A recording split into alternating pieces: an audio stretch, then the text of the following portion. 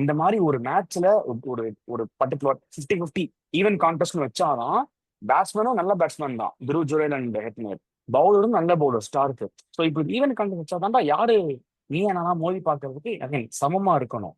இல்ல ஒரு அந்த ஆன் டாட்டாவை பாயிண்ட் கொடுத்துட்டு கொடுத்தா வேஸ்ட். அதான் என்ன சொல்ல வர்றது. இந்த இங்கிலீஷ் கமெண்ட்ரி தான் பாத்துட்டு இருந்தேன் நானு.